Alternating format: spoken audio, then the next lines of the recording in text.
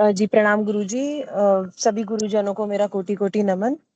गुरुजी मैं हिंदी में limited knowledge रखने के कारण मैं इंग्लिश में अपना इंट्रोडक्शन देना चाहूंगी, अगर आपकी आज्ञा हो तो गुरुजी। एक्सेप्ट है, इंग्लिश में एक्सेप्ट है। Thank you Guruji. Thanks to everyone for giving me this opportunity to present myself on the topic Venus. And my name is Aditi Bhatia. I'm a graduate gemologist from GIA New York. I have finished my education and schooling also from New York, and after finishing up my GG, I have opened up my showrooms in Bhopal, and also I export my jewelry from Mumbai office to US and neighboring islands. Since materialism is not the end of the world, and realizing that spiritualism is everything, I made a move. Me and my husband both decided that we wanted to move back to India to give sanskars to our children, making sure that we are still running our businesses in the US and working from here itself, but trying to visit all the tirthas and trying to continue our spiritual journey. Like Guruji mentioned, there are four major tasks of a human life, which is dharma, arth, kam, and moksha. So we are sincerely trying to get to the fourth level, which is of the moksha. And I'm trying to seek blessings of Guruji also. And गुरुजी के मिलने के बाद हमारी life में बहुत परिवर्तन हुआ है. Even now my husband is also planning to join ICAS and learn astrology, क्योंकि ऐसी बहुत सारी चीजें थी जो हमें नहीं पता थी और अब हमें पता चली हैं. तो मेरा ये सौभाग्य है कि मुझे गुरुजी मिले हैं और हम अपने आप को इसके लिए गुरुजी प्रेजेंट करना चाहेंगे अब वीनस पे जो हमने प्रेजेंटेशन की है.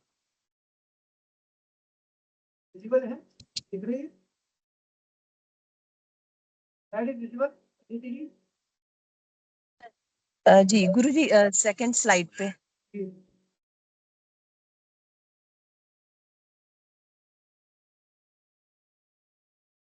So I would first like to introduce a few interesting facts about Venus. Venus is the second planet from Sun and our closest planetary neighbor. It is the hottest planet in our solar system and is sometimes called Earth's twin. On Venus, the sun rises in the west and sets in the east. This is because Venus rotates in the opposite direction with respect to that of Earth. Unlike all other planets, which have elliptical orbits, Venus revolves around the Sun in a nearly circular orbit. It is fairly comparable to Earth in terms of mass. Its sidereal period is 224.7 Earth days, and its synodic period is 583.921 Earth days. It is the brightest planet in the solar system, which is due to the fact that its atmosphere reflects 70% of the light that falls on the planet. This is also one of the reasons why Venus is considered as a minister and as a guru, because it is reflecting back 70% of the light that falls on the planet. About Shukracharya. According to Taittiriya Samhita, Shukracharya is an accomplished teacher and the priest of Daityas. The Mahabharata mentions that he used to restore the lives of the Daityas using his Mrit Sanjeevani Vidya, which is also the knowledge to restore life after death. The Matsya Purana states that Lord Shiva had granted him a boon that no one would be able to kill him. Lord Shiva appointed Venus as the Prajapati, which is known as the king of the people, and the Dhanadaksha, head of entire wealth and riches of the earth.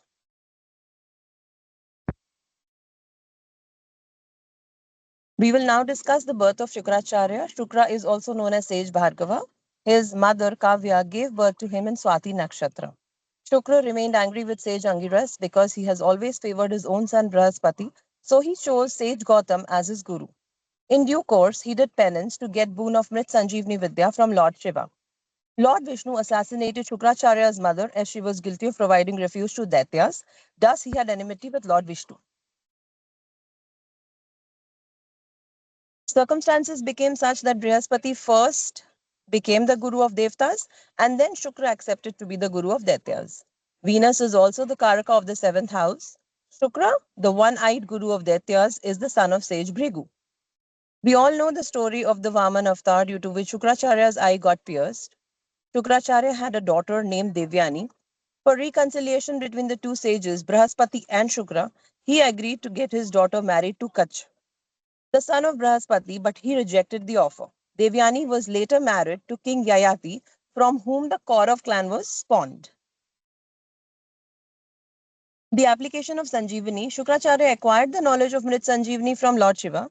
He used this Vidya to revive the Daityas killed in the wars. When Andak was losing the war against Devatas, he pleaded with Shukracharya for help. Shukracharya started reviving the dead Andak soldiers. The Vamana Purana mentions that Lord Shiva had once swallowed Shukra, but he started worshipping Lord Shiva inside his abdomen for a whole divine year and had the view of entire universe inside the belly of Lord Shiva. Finally, as an answer to Shukracharya's prayers, Lord Shiva said that all the exit points in his body were closed, but being inside his abdomen for so long, he told Shukracharya that he's like his son. So Shukracharya is considered as a son to Lord Shiva.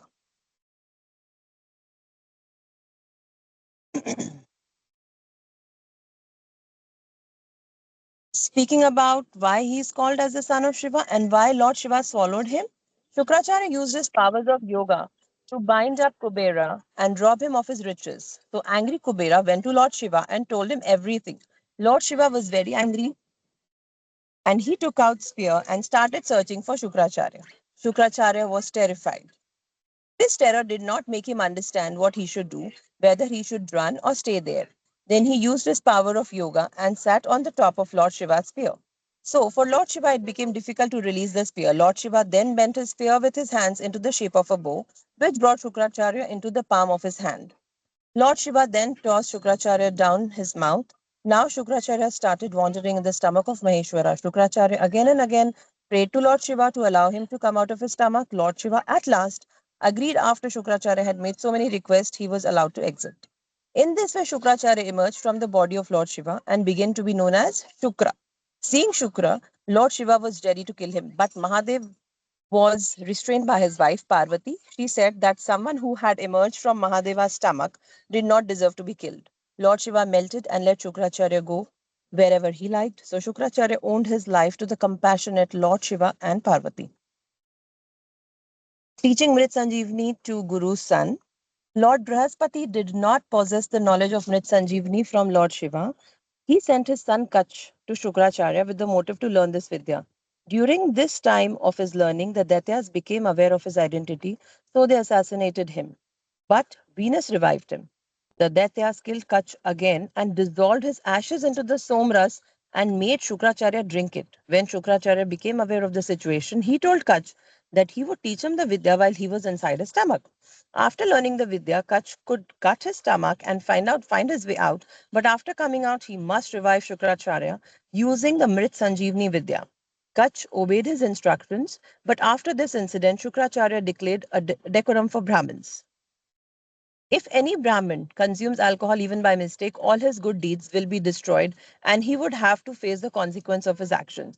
This episode proves that Venus not only kept his virtue of being an able preacher by imparting knowledge even to his enemy's son, but also inspired sages like Bali, Prahalad, and others towards Yagya.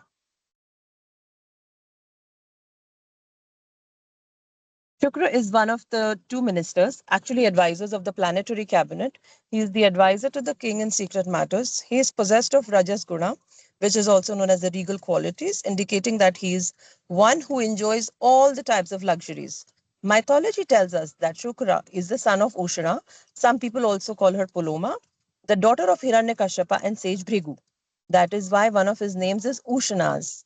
He is said to have been born on a Friday in the Samvatsar called Parthiv and the lunar month Shravana on the eighth day of the bright fortnight in Swati Nakshatra. He was said to have gone to sage Angiras for learning the 36 sciences and 64 art forms taught to every Brahmin in ancient times. Shukra thought that Angiras was partial to Brahaspati and so left him and then learnt with sage Gautam. Now let's learn about Venus in different signs relating to astrology. Rashis which are owned by Shukra are Vrishab and Taurus and Libra. Exaltation Rasi is Pisces. Debilitation Rashi is Virgo, and the exaltation degree is 27 degrees in Pisces, and deep debilitation degree is 27 degrees in Virgo. Most Trikona Rashi of Venus is Libra.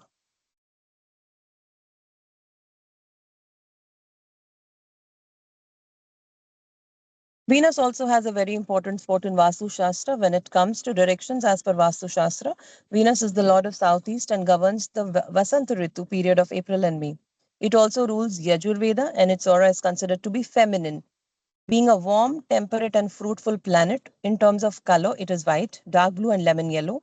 When we talk business, Venus can very well indicate the type of partner that one should choose. Moreover, the planet rules over subjects of marriage, youthfulness, scents, flowers, ability to compose music and drama, inclination to take light and rich food. Brihat Parashar Hora Shastra also mentions many sutras related to Saturn and Venus in the seventh house. For example, Venus in seventh house makes a person lustful, but if it is exalted or in its own house, then it is not considered to be blemished. Again, if seventh lord is positioned in the signs of either Saturn or Venus and have benefic aspects on it, the native will have many spouses. This association between Venus and Saturn in the Navman chart results in licentious behavior. Seventh house is strong by any means will bestow multiple relations with the opposite sex. The opposite analysis show that Venus on being powerful or associated with the significator of its direction not only bestows wealth and abundance but also gives too much of lust. Can it be then interpreted that the north being the strong direction in Vastu Shastra bestows the same fruits that are obtained by strong seventh house in the horoscope? Venus is strong in benefic. If the Venus is strong in benefic, it would increase property. Extraordinary results can be seen when Moon and Venus both aspect each other. In astrology, Moon and Venus help us in predicting female nativity. In Vastu, we can say that the construction accordance with Venus brings auspicious results for the female and the construction violating Vastu rules brings distress to them. Venus is related to both spouse and the north. To prove this fact, we must have a look at the Vastu chakra. We are aware that the northwest has an inherent tendency of deflection or elevation that might disturb marital life. Now let us discuss the aspects of Venus in 12 houses. Venus in the first house is the house of life, self, identity, and appearance. Venus in the first house makes the native charming, elegant, and attractive, reflecting a unique personality. Venus in the second house, which is the house of value. Venus here signifies comfortable life with wealth and material prosperity, but may lead to unnecessary money expenditure. Venus in third house, which is the third house is related to communication, relations, and siblings. Venus in the third house makes the native diplomatic, tactful, and possessing a polite and persuasive character. Venus in the fourth house, the placement here is highly auspicious, making the native kind, generous, and experiencing all pleasures in life, including marital bliss and material prosperity. In the fifth house, Venus in the fifth house signifies potential problems and disturbances in love life with tendencies towards egotism, drama, recklessness, commitment issues, or responsibility troubles. Sixth house, Venus in the sixth house will make the native practical and affectionate, fostering stable emotional relations, though they may face confusion in choosing a suitable profession. Venus in the seventh house will provide stability. Venus in the seventh house yields positive results in marriage with great understanding and sympathy in marital and business life. Eighth house is the house of transformation, death, and rebirth. Venus in the eighth house gives an intense personality and wealth through inheritance, but may also lead to issues of obsession, jealousy, possessiveness, or trust and intimacy challenges. Ninth house Venus signifies an adventurous and optimistic personality. In the 10th house, representing career and profession, Venus is considered inauspicious, potentially leading to heavy losses and unfulfilled desires for fame and recognition. 11th house, the placement represents benefits in various aspects, whether in social or professional life. 12th house, Venus here may signify challenges in marriage, but could also bring fame in work life. We can look at a few yogas which are also caused by Venus. So the first yoga I would want to discuss is the Malavya yoga, which we all know is the Malavya yoga is when the Venus is posited in the Kendra. When Venus gets exalted or occupies own house in Kendra, then it will create a Malavya yoga. A person with this yoga will enjoy all the materialistic pleasure and drive, happy, bestowed with happiness from children and spouse, will be learned and achieve success, will command a number of vehicles also. A few other yogas which I have discussed are the Bhairi Yoga, when Venus is the lord of Lagna and Jupiter are in mutual Kendra, then Bhairi Yoga is caused. Then there is one yoga called Amsavatara Yoga, which will be raised when Venus and Jupiter occupy mutual Kendra. The Lagna must fall in a movable sign and Saturn must be exalted in the Kendra. There is also one of the yogas called Dhan Yoga, which is formed when Venus is posited in the second, fifth, or 11th house, or when it is exalted in Pisces or in its own house, or in its own sign, which is Taurus and Libra. This yoga indicates strong financial prosperity and wealth accumulation. It often leads to success in business and can enhance artistic talents. That's it for today. Thank you so much for giving me the opportunity to present. Thank you, Guruji. Pranam, Guruji.